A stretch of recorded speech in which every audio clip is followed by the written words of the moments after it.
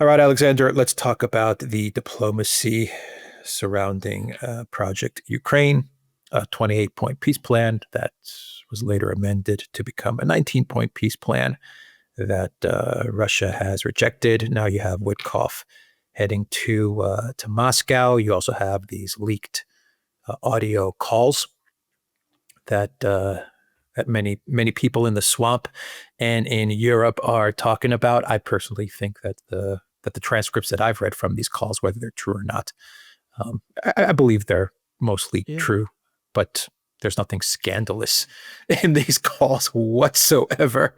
But anyway, they're using these calls as some sort of an excuse to go after Witkoff. Yeah. The deep state, some U.S. lawmakers are also suggesting that Witkoff be fired. Yeah. And of course, the media, Europe and Ukraine, they're running with the narrative that this proves that Russia drafted the 28-point peace plan. Whatever. It's all about sabotage. It's all about sabotaging these negotiations between the U.S.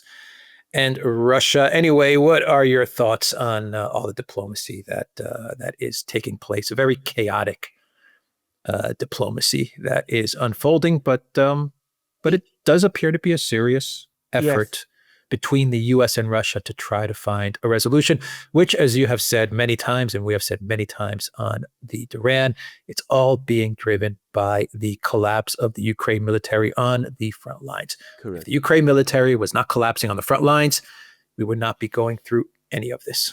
Your thoughts? Exactly. And that's the first thing to say, and it's the most important thing to say. This is an exercise in trying to get a peace settlement together, which will preserve Ukraine and prevent the Russians from taking Kiev before the situation on the front lines becomes so bad that eventuality arises. Trump does not want to have a situation where there is a fall of Kiev moment during his presidency, and he gets blamed for this. And what happened throughout the summer, especially after Anchorage, is that Kellogg, Waltz, Rubio, there was even a meeting. We know about this meeting because it was reported in the media by friendly voices in the media supporting Rubio, Waltz, and Kellogg. They all told Trump that the situation is not as bad for Ukraine as you've been told by the Russians.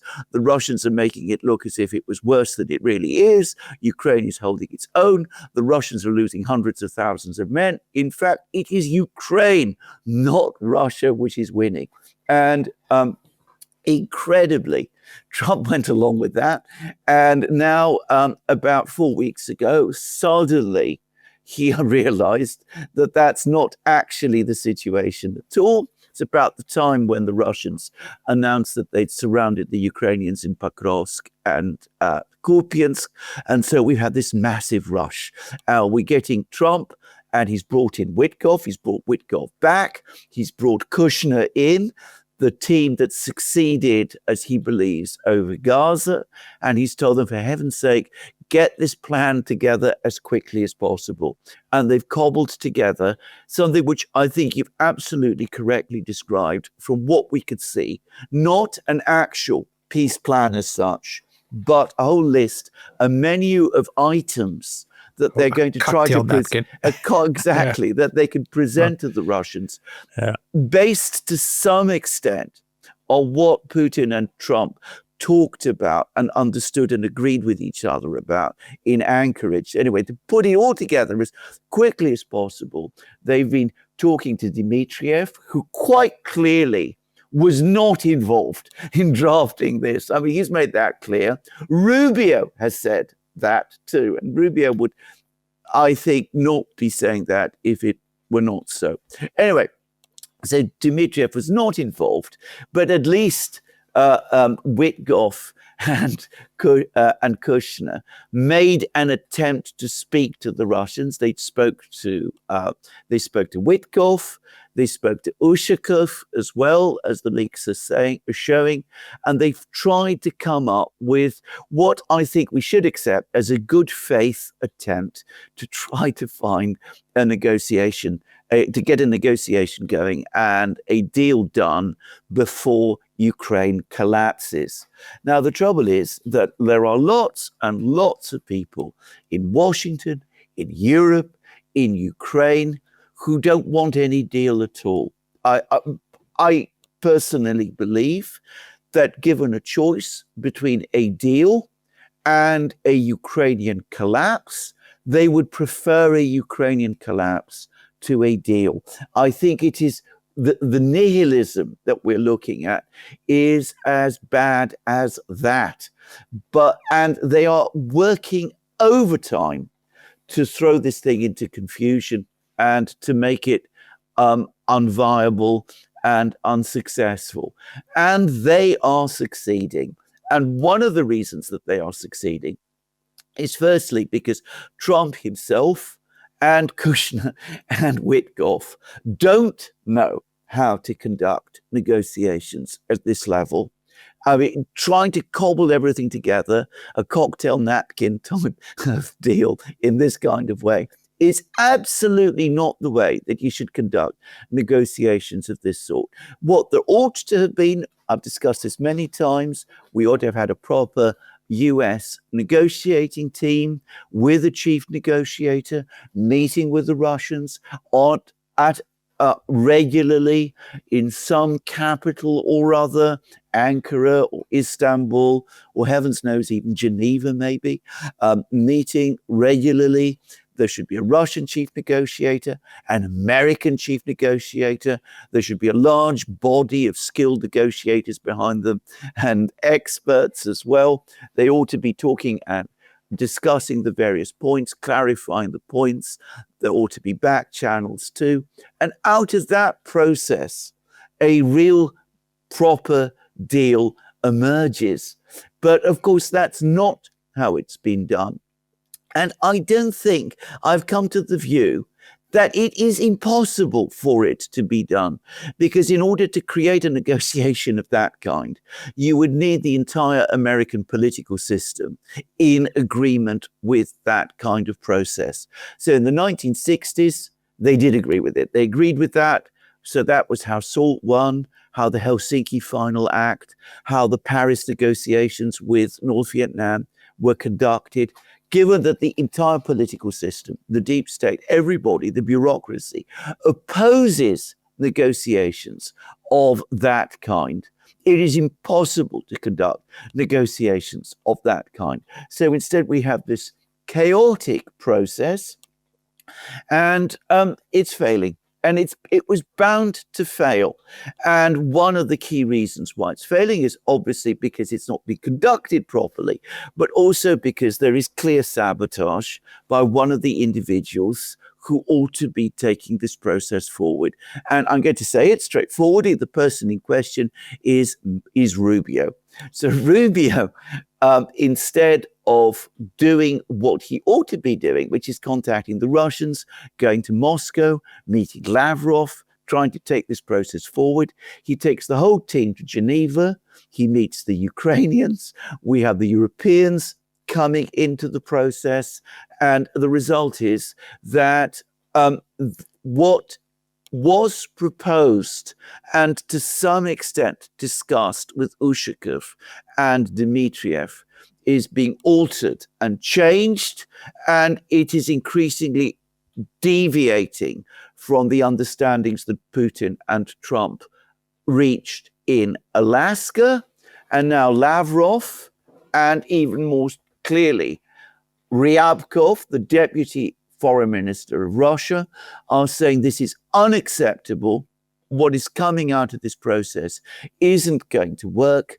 And Ryabkov, who is the hard man in the Russian foreign ministry, but undoubtedly who's authorized in what he says, he made a big statement in which he said that the Russians are not going to make any further concessions beyond the concessions they made in Anchorage. So that basically kills this entire process even before it's begun. Why is the EU, Ukraine, the neocons in the US against this 28-point peace plan? At least the plan that we've seen. Yeah. Let's not go into the 19-point peace plan. Why are they against the 28-point peace plan, where it is obviously a peace plan that preserves and saves Ukraine? It arguably freezes the conflict. My point of view on that 28-point peace plan that was leaked by Ukraine, if it is indeed the plan that Rubio and Witkoff put together, it calls for a freeze in Kherson and Zaporozhye. Even in Donetsk, it calls for a freeze. Yeah. It masks it with the DMZ, but it's a freeze. Yeah. Why would they be so against this when it obviously preserves Ukraine? Yes. To fight another day. That's what it effectively does. And from my understanding of things, the 19-point plan that was amended by Yermak and Rubio is even more tilted towards Ukraine and even more against Russia. The reports are that it removes military limitations. It takes out the clause about Ukraine not being allowed into NATO. Why so much pushback against Trump? Is it just the idea of the United States talking to Russia that they hate? Well, to answer your question, the answer is yes.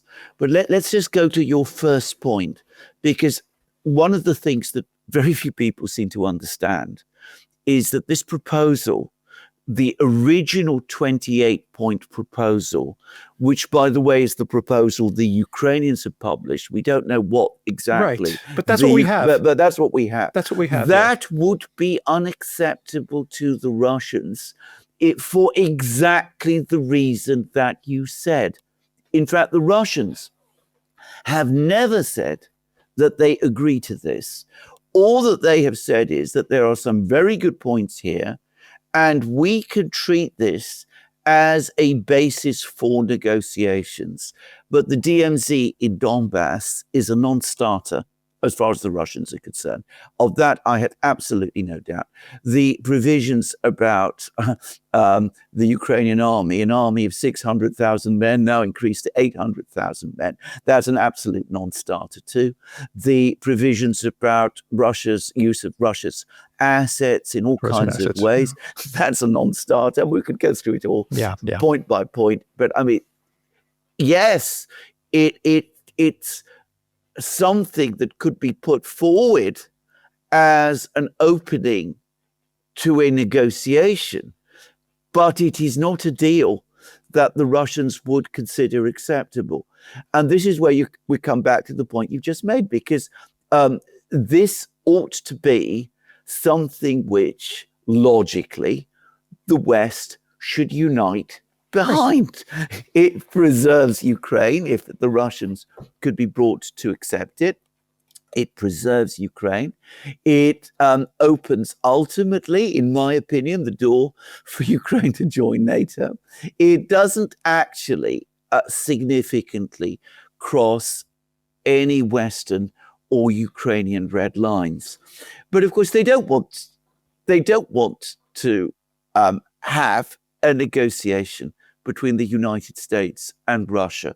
Everything that has happened since Donald Trump became president, again, in January, shows that the one thing that they want to stop at all costs is a serious negotiation between Russia and the United States, which might conceivably lead not to a rapprochement between Russia and the United States. Nobody's really talking about that.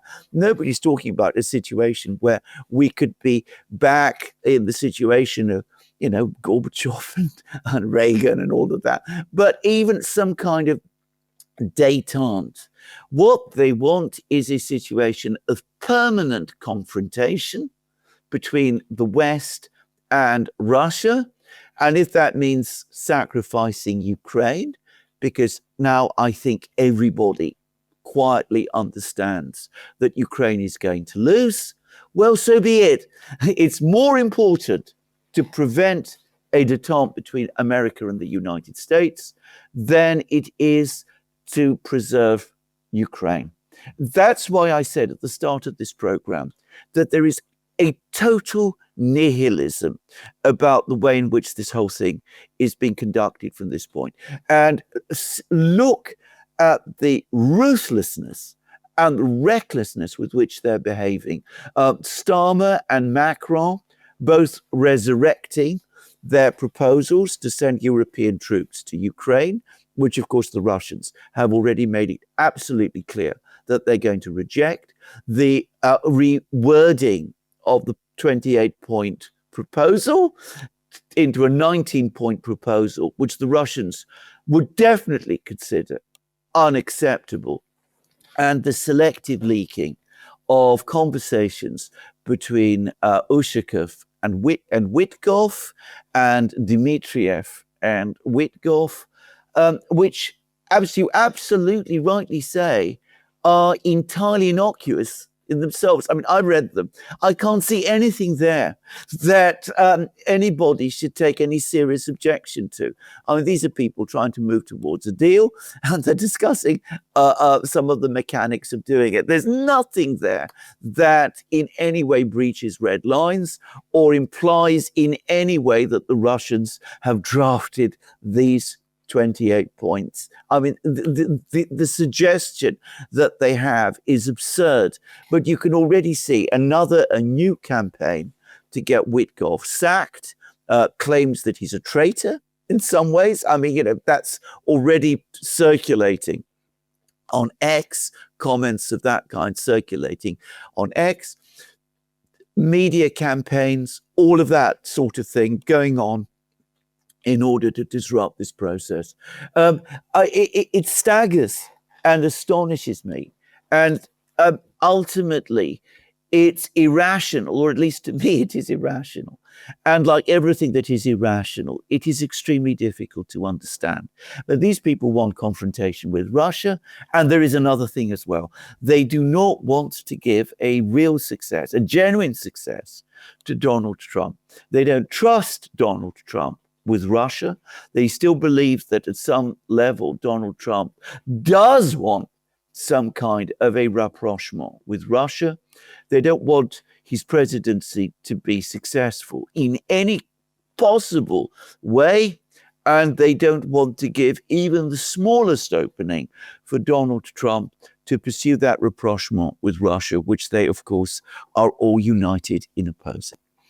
In a weird way, the loss of Ukraine losing to Russia militarily, in a very weird way, serves the purpose of the EU, the EU globalists, and serves the purpose of the neocons, because they'll be able to keep the escalation going with Russia. Yes, they'll be able to say, okay, well, look what Russia did in Ukraine. Look at their aggressive military actions in Ukraine and this aggressive military victory in Ukraine. They won't say victory. They'll say this aggressive military occupation of Ukraine. And now they're going to be coming after Europe. They're going to be coming after the Baltic states and Romania and Poland, etc. So we need to keep on pouring money and weapons into Europe for an eventual confrontation with Moscow. And on the flip side, they'll blame it all on Trump. Exactly. Everything will be blamed. The Europeans, they'll blame it on Trump. The media will blame it on Trump. Yes. All the blame will go on Trump. So they'll get the escalation that they want. They'll get the money and the weapons pouring into Europe that they want. Yes. And they'll blame it on Trump. And most likely you're going to have a midterm outcome, which is going to favor the Democrats, heavily favor the Democrats. And then they can start the investigations and the Russiagate 3.0 against Trump as well. So for them, keeping the military conflict going is paramount. Even if they have the chance of getting a deal that is more in Ukraine's favor than Russia's favor, a deal that is a freeze. Now they don't even want a freeze, to be quite honest. They really don't want a freeze. No. They would prefer the military war to keep on going because they've planned it all out. Absolutely. They get the escalation, they get the blame on Trump, and the midterms will most likely lead to some more Russiagate investigations from the Democrats. Absolutely. Already the narrative of Russia wanting to conquer Europe has been massively, massively spread across the European public. So if Ukraine falls, they can go around telling everybody we are next. We are next. So what must we do? We must integrate, we must centralize, we must strengthen the EU institutions, we must consider Euro bonds, we must confiscate Russian assets. We cannot obviously have any contact or discussion with these aggressive and terrible people in Moscow. But at the same time, we can press forward relentlessly with all of those things that we want to do in Europe and centralization in Europe. And we can also continue to do those things which we want to do in the United States, which is basically to uproot and destroy not just Donald Trump himself as an individual, but the entire political movement that has developed around him. And you can see how a defeat in Ukraine, of Ukraine, would serve that purpose. There is another factor at play, and it's one that you have discussed many, many times, which is, of course, the financial flows. And you've just touched on it too. Because, of course, this war has made a lot of people very, very rich. We now have stories about vast sums of money, tens of billions of dollars going into Ukraine and out of Ukraine and finding their way into Estonian banks, and some of it finding its way back to European politicians, and some of it from Europeans all the way back to the US. I am not going to discuss the details of this because I don't know what the true details are. But the overall picture that we have seen from all of this, I am sure is true. I mean, the laundry, the great washing machine of money that is swirling around, they don't want that to stop. In fact, they want it to continue for as long as possible. And if they get the outcome that you've just described, a military defeat in Ukraine, and you're quite right, they won't call it a defeat. They will say that this is part of a long conflict, and that it's East Germany that must be reabsorbed or given back its independence and all of that. Trump didn't supply the weapons. He didn't supply the Tomahawks. He didn't supply the F-35s. It's his fault. They will blame Trump. They'll also blame Biden, by the way. I mean, they've already been saying this, that Biden, but even Biden didn't do enough and Trump didn't do enough. And it wasn't that the Russians won. It's that there was a lack of will in Washington that led to this. So they won't acknowledge it as a defeat in any conceivable respect. But as a result, they'll be able to pretend that the conflict is continuing, and the washing machine of money is going to continue to function, and the wheels are going to continue to spin, and all sorts of people, not just people who are currently in Kiev, but in Brussels and Frankfurt and London and Paris, they will continue to get their money, and Washington, of course, as well. And last but not least, as you absolutely rightly say, they can then move the dial on the investigations. So instead of the kind of investigations that we've been hearing about, investigations into money and golden toilets in Kiev and all of those things, we start to investigate people in the Trump administration. Witkoff, for example, is he really an agent of Moscow? We can perfectly easily see how all of that is going to start in a year's time. It's already starting with these leaks. My question to you is, Trump should just get out of this. I mean, I don't know how many times we have to say it. Is it too late? Yeah. It's still not too late. No. I mean, okay, he should have done it on January 22nd. Yes.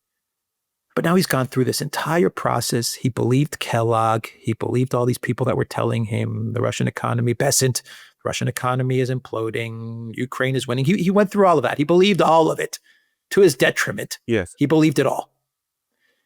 It looks like now he has to face reality. It's impossible to ignore reality. Yes. Russia is winning, and they're winning big. Yes. My understanding is that they're advancing very quickly. They're winning big. Yes. You can't ignore this reality. Even Trump cannot ignore this reality.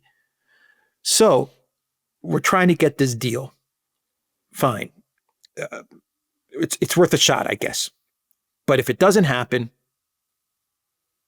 Trump is going to be blamed for all of it. Yes. Trump needs to get out now before the midterms. He's got about a year until the midterms, right? Yes. If this thing does not work out, and most likely it will not, then my thinking, I'd like to hear your thoughts, is that Trump should then absolutely get out of this. Yes. Because if he continues to remain bogged down in Ukraine, it's going to go exactly as you said. The Democrats are going to win. The investigations are going to start. Is Witkoff a Putin puppet? Is Trump a Putin puppet? Is Vance a Putin puppet? Is Jared Kushner a Putin puppet? Is Barron Trump a Putin? I mean, it's not going to end. Exactly. They're going to resurrect the entire Russiagate thing, and the media is going to be 100% behind it. The Europeans are going to be behind it. Lindsey Graham, his buddy is going to be behind it. Mitch McConnell, who has resurfaced, is going to be behind it. Yes. If this thing does not pan out, Trump absolutely needs to just say, "That's it. I'm done. I'm done. I don't want to hear about Ukraine. I don't want to talk about Ukraine. I don't want to deal with this subject anymore." I completely agree. I absolutely agree. And by the way, he would have, I think, understanding and support from his base, obviously, but even from the wider American public if he took that stand. Getting involved in the negotiations, as we said more than a year ago, back in August 2024, I can remember the program when we first discussed it, getting bogged down, trying negotiations is a trap. Negotiations are, for him, a trap. They will never achieve the outcome of a deal that he wants. I mean, if he's still got some ideas of winning the Nobel Prize, I mean, an idiotic thing to want anyway. I mean, that is absurd. And all it is doing is it's destroying his presidency, which is exactly what we warned would happen. That's what we said back in August 2020. That's what we said. It's destroying it's going to devour his presidency. Because as you absolutely rightly said, if things go wrong in Ukraine, which of course they will blame him. And by the way, and this comes to another thing, when all this crashes, which it will, probably as soon as next week, perhaps it might take a little longer. But when it crashes and burns and fails, this latest peace initiative, if he isn't extremely careful, all of the usual people, Lindsey Graham, Richard Blumenthal, Mitch McConnell, the deep state in Washington, the media, they will demand escalation. They will say, look, it's absolutely correct. Ukraine is now having problems. But what we need to do is force the Russians to the negotiating table, which, of course, we all know what they really mean when they say that. In other words, force the Russians to capitulate. So crank up the sanctions even more. Go for secondary sanctions. Start supplying or deploying Tomahawk missiles to Ukraine. Do all of these things. Really crash the Russian economy. You have it in your power, Mr. President, to do that. And of course, again, they know perfectly well that if he does do any one of these things, it will intensify the crisis. It will make the defeat even greater, the military defeat greater when it comes, but they will still blame him for it, because whatever he does on that side, they will always say it was not enough. And of course, secondary sanctions and all of that will not break the Russian economy, but they will trigger further inflation in the West, which will further upset and antagonize the US electorate and his political base, and make his defeat in the midterms even bigger than it would otherwise be. So he's got to be aware of all of this. He needs to understand now that this is basically his point of no return. Either he stops and gives up negotiations and does exactly what you said, or he's going to find himself going further up and up and up on the escalator, and he will never find a way off. Lavrov not being involved in these negotiations, if you want to call them negotiations. Why is that? Ryabkov, okay, he's the deputy foreign minister. He's finally come out with a statement. Yes. But for the most part, it's been Witkov, Ushakov, Dmitriev, and Secretary of State Rubio. I mean, you do have the top U.S. diplomat involved. Yes. But it appears as if you don't have the top Russian diplomat involved. Why is that? Well, that's an excellent question. I mean, I think, again, the person who's been trying to run these negotiations in Moscow is ultimately Putin. And Dmitriev and Ushakov are answer to Putin. They're outside the foreign ministry structure. Yeah, they're not in the foreign ministry.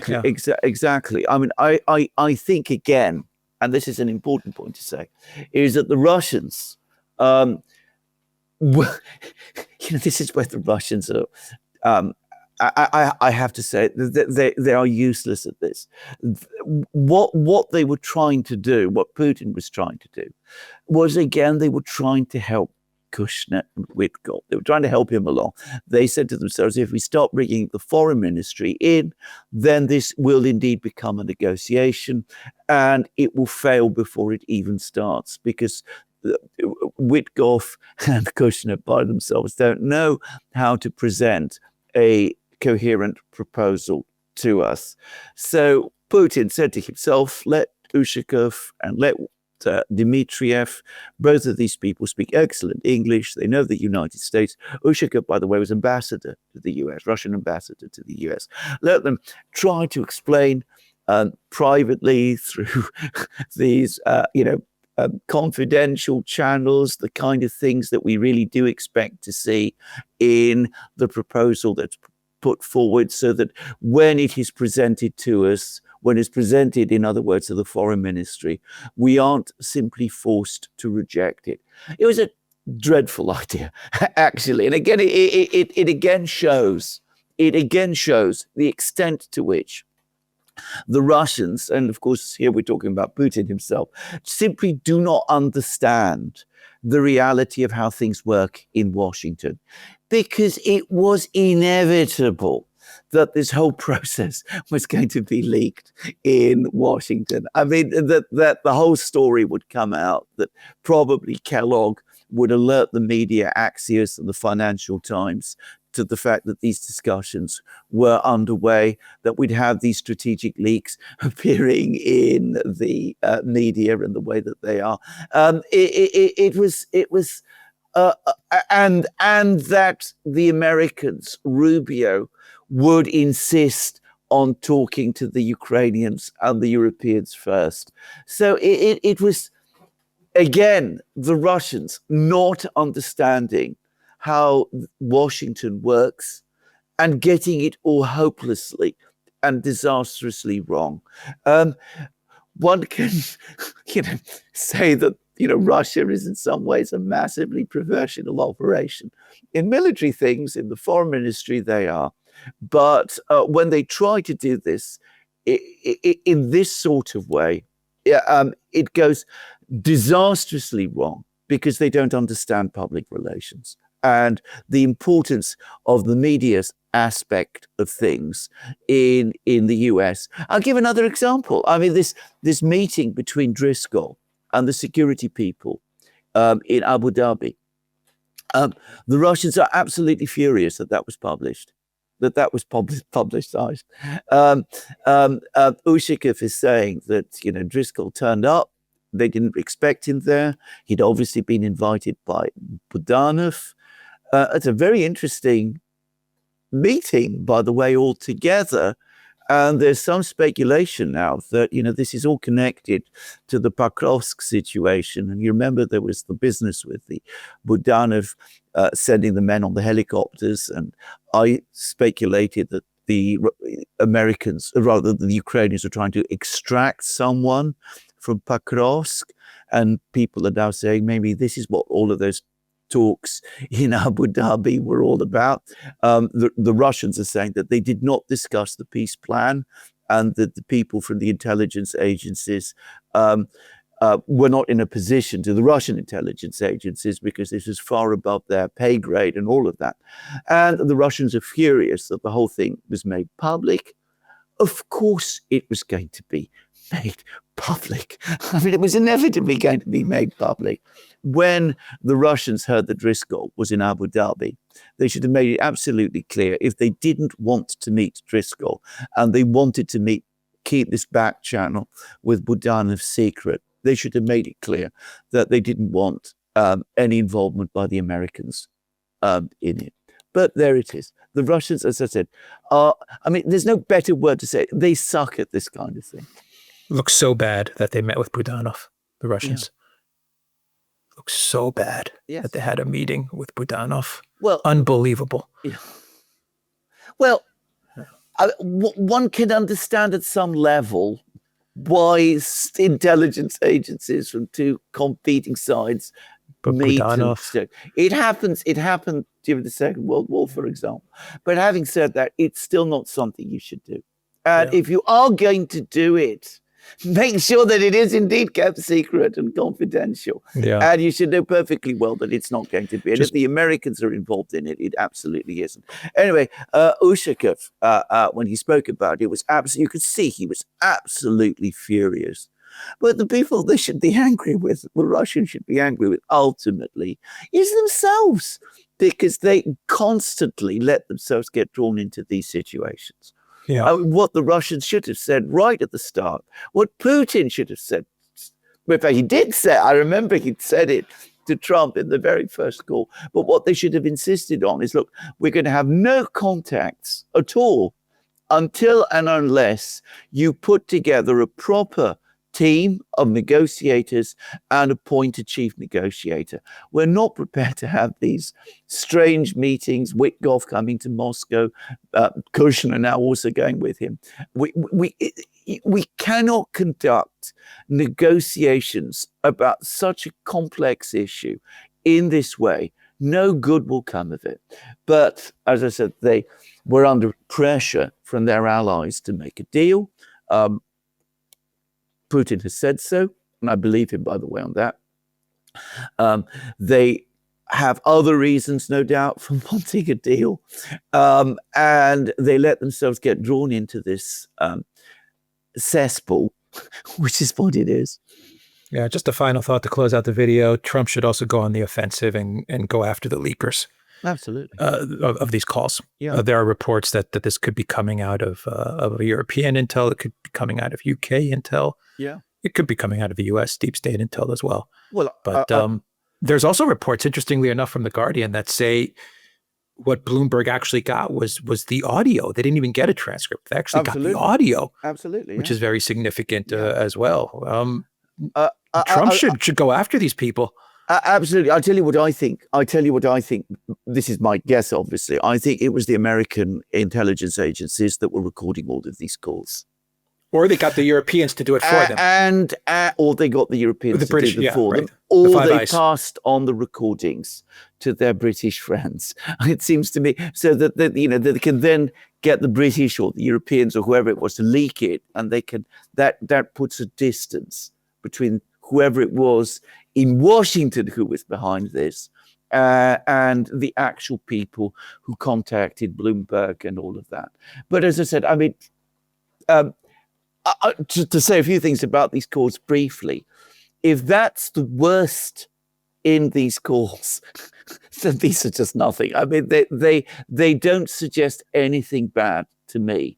But you're absolutely right. Trump should be beside himself with anger about this, and he should be coming after the people who did this.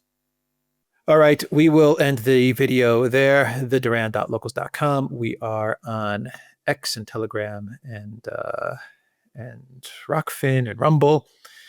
And go to the Duran shop, pick up some merch. And we are also on Substack as well. So check out our Substack. Take care.